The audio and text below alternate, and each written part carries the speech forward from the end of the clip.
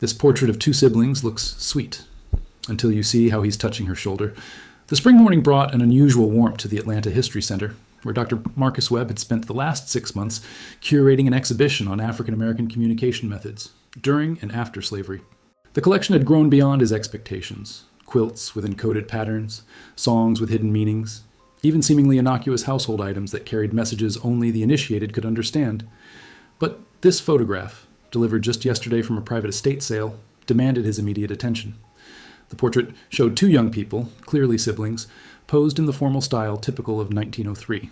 The young man stood behind his sister, both dressed in their finest clothes. His suit was well tailored, suggesting a family of some means, and her white blouse was adorned with delicate embroidery. Their expressions were solemn, as was customary for photographs of that era, but their eyes held a clarity and intelligence that seemed to reach across the decades. Marcus had examined hundreds of similar portraits, but something about this one unsettled him. He couldn't quite identify what it was until he looked away, then back again. That's when he saw it. The brother's hand rested on his sister's shoulder in a way that seemed natural at first glance, but the more Marcus studied it, the more deliberately strange it appeared. The fingers weren't relaxed. They were positioned with precision. The index and middle fingers extended fully, the ring finger bent at the second knuckle, the pinky slightly curved, and the thumb pressed firmly against the side of her shoulder. Marcus had spent enough time studying encoded communications to recognize intention when he saw it. This wasn't the casual touch of a protective brother. This was a message. He reached for his phone and pulled up the reference photos he'd compiled over months of research. Images of hand signals used by conductors on the Underground Railroad, gestures employed by freed people seeking lost family members, and the subtle codes developed by black communities to navigate the increasingly hostile landscape of Jim Crow America. Nothing matched exactly, but there were similarities. Marcus turned his attention to the index card accompanying the photograph. The information was frustratingly sparse. Robert and Grace Thompson, Atlanta, Georgia, June 1903. Photographer, J.B. Harrison Studio, estate of Florence Thompson Henderson. He opened his laptop and began searching census records. Thompson was a common surname, and Atlanta in 1903 was home to thousands of black families. But he had a date and two first names. It was a start. As he waited for the search results to load, Marcus studied the photograph again. Robert appeared to be in his late teens, perhaps 17 or 18. Grace looked younger, maybe 14 or 15. The census results appeared on his screen. There. Robert Thompson, age 18, listed as a laborer. Grace Thompson, age 15, listed as a student. Parents, Samuel and Ruth Thompson. Address, 127 Auburn Avenue, Atlanta. Marcus felt a flutter of excitement. Auburn Avenue was becoming the heart of black Atlanta in 1903, a thriving commercial district where African American businesses, churches, and social organizations were establishing themselves despite oppressive racial laws. But why would two teenagers from this community pose for a photograph with their hands positioned in what Marcus was increasingly certain was a code? What message were they trying to send? Marcus spent the rest of the morning searching through digital archives, his coffee growing cold as he dove deeper into the history of Auburn Avenue in the early 1900s. What he found painted a picture of a community under siege, yet fiercely determined to survive and thrive. By 1903, the brief promise of Reconstruction had collapsed entirely. Georgia had implemented poll taxes and literacy tests designed to disenfranchise black voters. Segregation laws governed every public space. Violence, both random and organized, terrorized black communities throughout the South. Yet Auburn Avenue had become a beacon of black entrepreneurship and resilience, home to doctors, lawyers, teachers, and business owners who refused to be broken. The Thompson family address led Marcus to property records, showing that Samuel Thompson owned a small grocery store on Auburn Avenue. Tax records indicated modest but steady income, enough to feed a family and perhaps save a little. This was a family that had achieved something remarkable in 1903. Stability and a measure of independence in a world designed to deny them both. But what connected them to the coded communication networks Marcus had been studying? Grocery stores, he knew, had often served as more than places to buy food. They were gathering spots, information hubs, places where news traveled and communities organized. During slavery, certain shops had been known stops on the Underground Railroad. After emancipation, they continued to serve covert purposes, passing messages, hiding people in danger, coordinating mutual aid. Marcus pulled up his email and drafted a message to Dr. Patricia Lawrence, a colleague at Spelman College who specialized in post-Reconstruction black communities in Atlanta. He attached the photograph and described the unusual hand positioning, asking if she had encountered anything similar in her research. While waiting for a response, Marcus turned his attention to finding descendants of the Thompson family. The estate sale listing had mentioned Florence Thompson Henderson as the source of the photograph. A quick search revealed an obituary from 6 months earlier. Florence Henderson, age 89, died peacefully at her home in Decatur, Georgia, survived by her daughter Linda Henderson Carter and 2 grandchildren. Marcus found Linda's contact information through a professional networking site. She was a retired schoolteacher living in Stone Mountain. He composed a careful email introducing himself and explaining his research on the photograph of her ancestors, expressing his belief that Robert and Grace may have been involved in something historically significant. He hit send and leaned back in his chair. The archive room was quiet except for the hum of the climate control system. His phone buzzed almost immediately. Patricia had already responded, "Marcus, this is fascinating. I don't recognize the specific hand code, but I can tell you that 1903 was a critical year in Atlanta. There was significant activism around family reunification. Many people were still searching for relatives separated during slavery. There were also growing concerns about orphan trains and indenture systems that were essentially re-enslaving black children. If Robert and Grace were involved in that work, they would have needed ways to identify themselves without drawing attention. Can you meet tomorrow?" Marcus replied immediately, confirming the meeting. As he gathered his materials, his email pinged again. Linda Henderson Carter had responded, "Dr. Webb, I'm so glad you reached out. My grandmother told me stories about Robert and Grace when I was young. She always said they were bridge builders who helped broken families find their way home. She left me a box of old letters and documents. Would you like to see them?" Marcus's hands trembled as he typed his response. Linda Henderson Carter's home was a modest brick ranch in Stone Mountain, its front yard meticulously maintained with azaleas just beginning to bloom. Marcus arrived exactly on time, carrying his leather portfolio and a digital recorder. He had barely pressed the doorbell when the door opened, revealing a woman in her early 60s with silver-streaked hair and warm, intelligent eyes that reminded him immediately of Grace Thompson in the photograph. "Dr. Webb, please, come in. I've been looking forward to this all morning." Linda's handshake was firm and her smile genuine. She led him through a living room decorated with family photographs, spanning generations, to a dining room where a large cardboard box sat on the polished table beside a tea service. "I pulled this down from the attic last night," Linda said, gesturing to the box. "I haven't looked at most of this since my grandmother passed in 1994.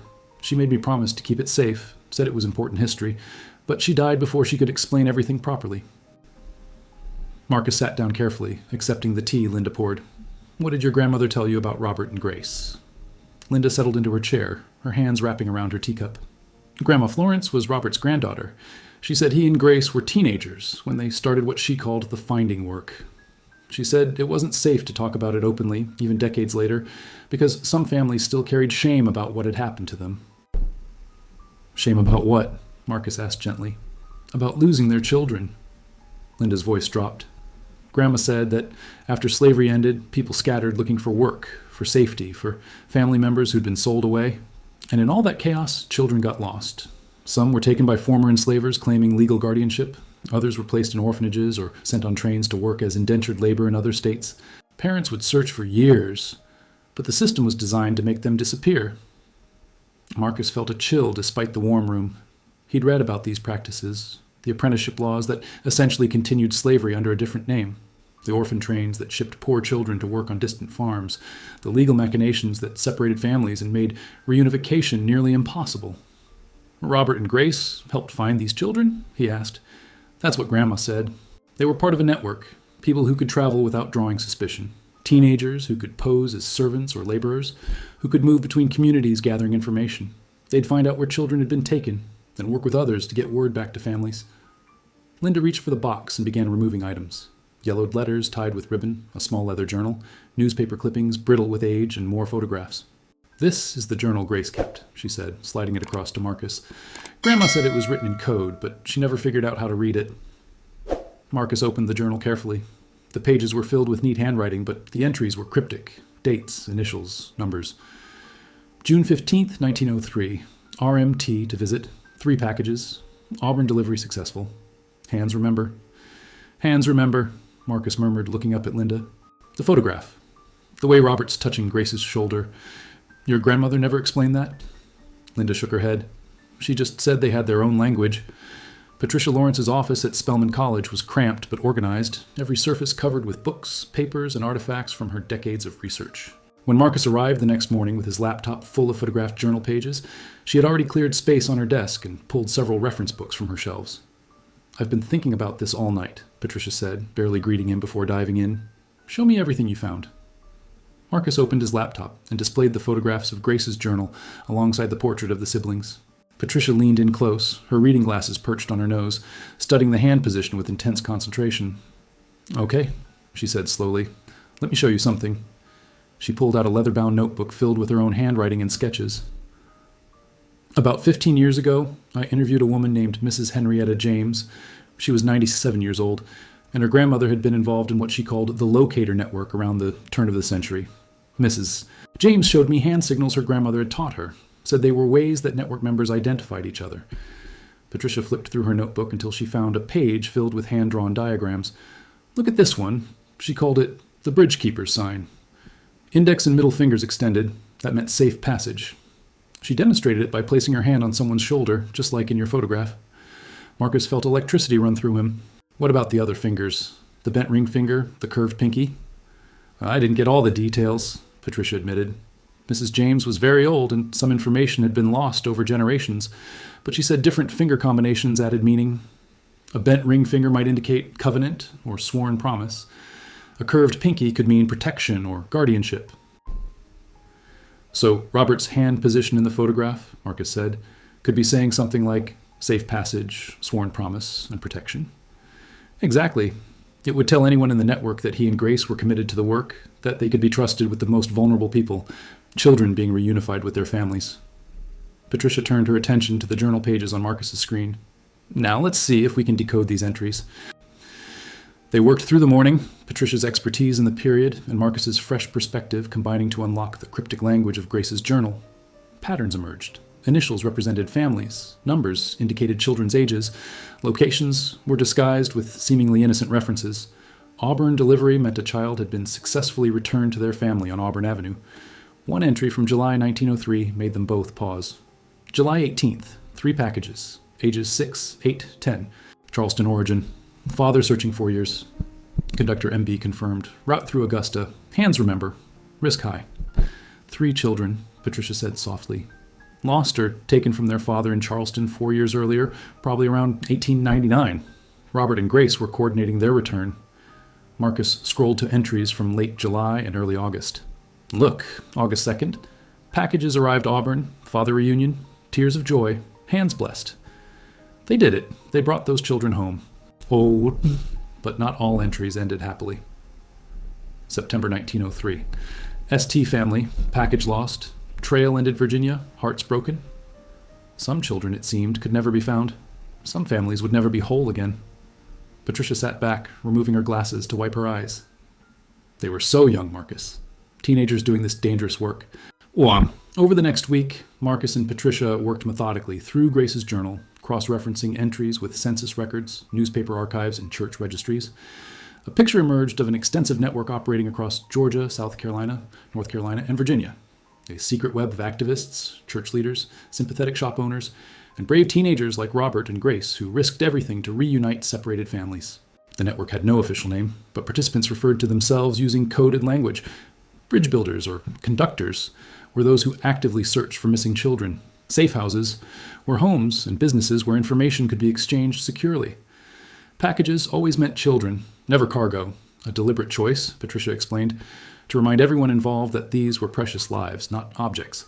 Marcus discovered that the Thompson family grocery store on Auburn Avenue served as a central hub. Samuel Thompson, Robert and Grace's father, allowed the back room of his store to be used for meetings.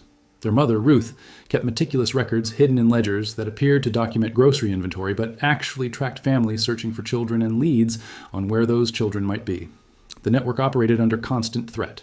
In 1903, any black person who challenged the racial order, even by helping families reunify, risked arrest, violence, or worse. The codes and signals weren't just clever communication tools, they were survival mechanisms. Look at this entry, Patricia said, pointing to an October 1903 notation. October 12th, white men asking questions. Auburn, network suspended 2 weeks, photograph protocol initiated. Photograph protocol? Marcus asked. Patricia pulled out the portrait of Robert and Grace again. I think this is what it means. When the network felt threatened, when it was too dangerous to meet in person or pass messages directly, they used photographs like this one as credentials. Network members traveling to other cities could show the photograph to prove their legitimacy. The hand signal would confirm they were genuine. Marcus understood immediately. So Robert and Grace might have carried multiple copies of this portrait. When they arrived in a new city looking for a missing child, They'd present the photograph to the local contact. The contact would see the hand signal and know they could be trusted. "It's brilliant," Patricia said, "and it explains why they posed this way.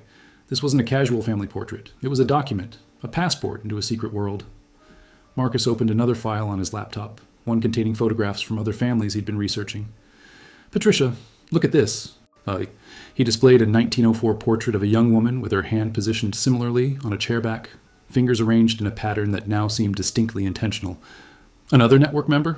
Patricia leaned closer. "Maybe, and if we can identify the pattern, we might be able to find others. There could be dozens of these photographs in archives and family collections, all hiding the same secret." They spent the afternoon examining every photograph in Marcus's research database, looking for similar hand positions. They found 3 more possibles, all from the same time period, all from cities where Grace's journal indicated network activity. As evening approached, Marcus's phone rang. It was Linda Henderson Carter. "Dr. Webb, I found something else in my grandmother's things. A letter from Grace to Robert, dated 1906. I think you need to see it." The letter was written on delicate paper that had yellowed with age, the ink faded but still legible. Linda had placed it in a protective sleeve, and Marcus handled it with reverence as he photographed each page the next morning in Linda's dining room. Patricia had joined them, and together they read Grace's words aloud, Linda listening with tears streaming down her face. "My dearest brother Robert, I write to you from Birmingham with news both joyful and sorrowful. The Johnson children, all 4 of them, have been found. They were working on a farm outside Montgomery, told they were orphans with no family searching for them. When I showed their mother's photograph, the eldest girl, Sarah, collapsed in my arms weeping. She is 12 now, Robert. She was 8 when they were taken. She thought her mother had abandoned them. The farmer claimed legal guardianship papers, but Brother Matthews examined them and found they were falsified. We leave tomorrow with the children. Their mother will have her babies back after 4 years of searching, 4 years of believing they were lost forever. But Robert, I must tell you of the cost. Sister Caroline, who sheltered us in her home, was arrested yesterday. The authorities claim she was harboring runaways, though these children are not enslaved. They are free citizens stolen from their families. She faces trial next month. Her husband says she will not recant, will not apologize, will not betray the network. She is braver than I could ever be. Sometimes I wonder if we are making any difference at all. For every child we find, 10 more disappear into the system. For every family we reunite, 20 more search in vain. The laws are against us. The courts are against us. The entire structure of this society is designed to keep us apart, to break us, to make us forget we are human beings with the right to love our children and keep them safe. But then I remember Sarah's face when she saw her mother's photograph. I remember the sound of reunion, the crying, the laughing, the desperate embracing of people who thought they would never touch again. And I know we must continue. We must build our bridges one plank at a time, even if the river keeps rising, even if the current threatens to sweep us away. Father says the grocery store had to close for 3 days last week after white men came asking questions about our activities. Mother is frightened, though she tries to hide it. I fear we have put the family in danger. Yet when I suggested stopping the work, Father wouldn't hear of it. This is what we're called to do, he said. We can't stop just because it's hard. The photograph you and I took last year, it has been our salvation. I have shown it in 4 cities now, and each time the local contacts recognize the signal and welcome me. Sister Margaret in Charleston said it was like watching a flower open, seeing our hands positioned that way. She knew immediately she could trust me. Brother, I am tired. I'm only 17 years old, and sometimes I feel ancient. But I'm also grateful. Grateful for you, for our family, for the network of brave souls who risk everything so that others might be whole again. Keep your hands ready, Robert. There is more work to do. Your loving sister, Grace. The room was silent when Patricia finished reading. Linda wiped her eyes with a tissue, and Marcus found his own vision blurred. This letter transformed the photograph from a historical curiosity into something far more profound. Evidence of extraordinary courage, of a network that operated in the shadows of history, reuniting families that the world wanted to forget. Marcus spent the next several days tracking down information about Sister Caroline, the woman Grace had mentioned in her letter. Patricia helped him search through court records from Birmingham in 1906, and what they found was both inspiring and heartbreaking. Caroline Davis had indeed been arrested in April 1906 for harboring vagrant children, the charge commonly used against those who helped in family reunification efforts. The trial records showed she had refused to name others in the network despite threats of imprisonment. Her husband, a carpenter named Thomas Davis, had testified in her defense, explaining that his wife was simply offering Christian charity to children in need. The all-white jury had deliberated less than an hour before finding her guilty. She was sentenced to 6 months hard labor. The local black newspaper, which Marcus found archived at the Birmingham Public Library, had covered the trial with barely concealed outrage, calling Caroline a woman of exemplary character persecuted for the crime of compassion. But the story didn't end there. Patricia discovered a petition from May 1906, signed by over 200 members of Birmingham's black community, demanding Caroline's release. Among the signatories was a name Marcus recognized from Grace's journal, Brother Matthews, the man who had examined the falsified guardianship papers. They organized, Patricia said, spreading out copies of the documents on her desk. They couldn't save Caroline from conviction, but they made sure the white establishment knew this community was watching, that they wouldn't accept this injustice silently. Marcus found another entry in Grace's journal from June 1906. Sister Caroline released early. Community pressure successful. Network stronger than ever. New protocols established. We adapt. We survive. We continue. Caroline had served only 2 months of her sentence before being released, likely due to the sustained advocacy of her community. But the network had learned from the experience.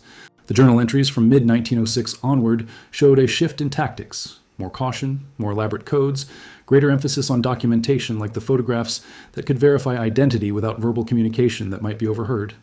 Marcus also discovered that Robert had been arrested briefly in 1905, though the charges were dropped. The incident had been terrifying enough that Samuel and Ruth Thompson had seriously considered forbidding their children from continuing the work, but Robert and Grace had insisted. "There are children out there who need us," Robert had reportedly told his parents. "We can't abandon them just because we're afraid." The fear was justified. Marcus found newspaper accounts of other network members who hadn't been as fortunate as Caroline, people who had been beaten, driven from their homes, or imprisoned for longer sentences. One man had died in custody under suspicious circumstances. A woman had been forced to flee Georgia entirely, leaving behind her own family to escape retaliation. Yet the network persisted. Grace's journal continued through 1908, documenting dozens of successful reunifications. Each entry represented a family made whole again. Children returned to parents who had never stopped searching. Siblings reunited after years of separation. "They knew the risks," Patricia said quietly, "and they did it anyway. That's the definition of courage." Marcus nodded, thinking of the photograph. Robert's hand on Grace's shoulder, fingers positioned in their secret code. That image, which had seemed like a simple family portrait, was actually a declaration of defiance. It said, "We exist. We resist. We will not allow you to break us apart." With Linda's permission, Marcus and Patricia began reaching out to historical societies and museums across the Southeast, sharing the photograph of Robert and Grace, and asking if anyone recognized similar hand positioning in portraits from the same era. The responses came slowly at first, then accelerated into a flood. A museum in Charleston sent images of 3 portraits, all featuring hand signals that matched the patterns Patricia had documented. A historical society in Richmond shared a photograph of 5 people, each touching the shoulder of the person in front of them, fingers arranged in variations of the same code. A descendant in Savannah sent a family portrait from 1904, where 2 of the 7 people present showed the telltale signs. Within 2 months, Marcus and Patricia had identified over 40 photographs that appeared to document members of the network. Some were formal studio portraits, like Robert and Grace's. Others were casual group shots, church gatherings, or family picnics. But in each one, someone's hands were positioned with that same deliberate precision. "This wasn't just a local operation," Patricia said, mapping out the locations on a large board in her office. "This was regional, maybe larger, and it operated for at least a decade, probably longer." Marcus had also begun interviewing descendants of the people in these photographs. The stories they shared added depth and texture to the picture emerging from Grace's journal. Many families had oral histories passed down through generations. Stories of brave aunts and uncles who did the finding work, of grandparents who risked everything to keep families together. An elderly man in Atlanta named James Porter told Marcus about his great-aunt who had been one of the youngest members of the network. "She was only 13 when she started," he said. "She could travel more easily than adults. White folks didn't pay much attention to a young girl running errands. She'd deliver messages between cities, hidden in the hems of her dresses or tucked inside the covers of books." A woman in Columbia recounted how her grandmother had maintained a safe house, feeding and sheltering network members who passed through. "My grandmother said they had signals for everything. How you knocked on the door, where you stood on the porch, even how you folded your handkerchief. All of it meant something." The more Marcus learned, the more impressed he became with the sophistication of the network. These weren't reckless activists operating on impulse. They were careful, strategic, and remarkably effective, operating a complex system under constant surveillance and threat. Patricia discovered records of a meeting in 1904, held at a black church in Atlanta, where network leaders had gathered to standardize their codes and establish protocols for cross-city communication. Robert Thompson's name appeared in the meeting notes, suggesting he had been more than just a field operative. He had helped shape the network's structure. He was 18 years old, Patricia marveled, and he was in leadership meetings, helping design a clandestine organization that would operate across multiple states. Marcus thought of Robert in the photograph, his serious expression, his hand positioned with such careful intention.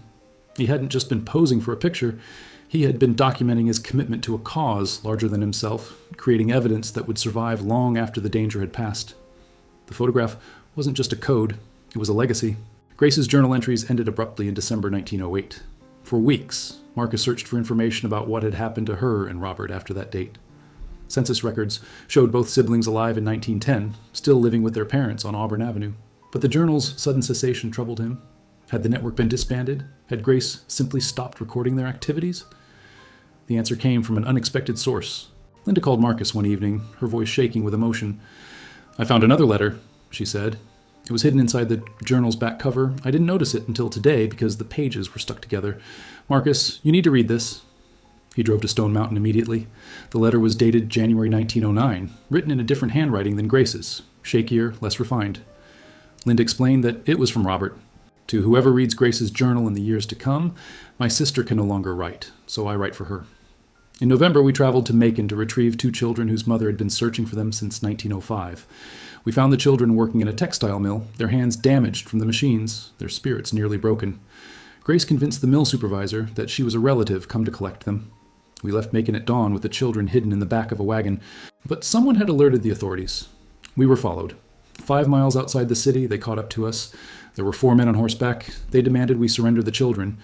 Grace stood between them and those babies. She refused to move. They beat her. They would have killed her, but other travelers on the road intervened, white people who were horrified by what they saw. Grace survived, but she was badly injured. Her writing hand was damaged. The doctors say she may never regain full use of it. The children are safe. Their mother has them now. Grace made sure of that even as she lay bleeding. She gave them to a passing minister who got them to safety while I tried to protect her from further harm. My sister is the bravest person I have ever known. She is 17 years old, and she has changed more lives than most people do in 80 years. She cannot write her own story anymore, but I will make sure it is not forgotten. The network continues. We have become more careful, but we have not stopped. Every child we save justifies every risk we take. Grace says she would do it all again, even knowing the cost. That is who she is. If you are reading this many years from now, please remember her. Remember all of us who did this work. We were ordinary people, shopkeepers' children, teachers, carpenters, washerwomen, but we refused to accept that families should be torn apart. We refused to let the world make us forget that black lives, black families, black love matters. Look at our photograph. See how I place my hand on my sister's shoulder. That is the sign of our promise. Safe passage, sworn oath, protection. We kept that promise no matter what it cost us. With respect and hope for a better future, Robert Thompson. Marcus and Patricia sat with Linda in her dining room, none of them able to speak for several minutes after reading Robert's letter. The photograph took on yet another layer of meaning. It wasn't just a code or a credential, it was a memorial to sacrifice. 6 months after discovering the photograph, Marcus stood in the Atlanta History Center's main gallery preparing for the opening of his exhibition.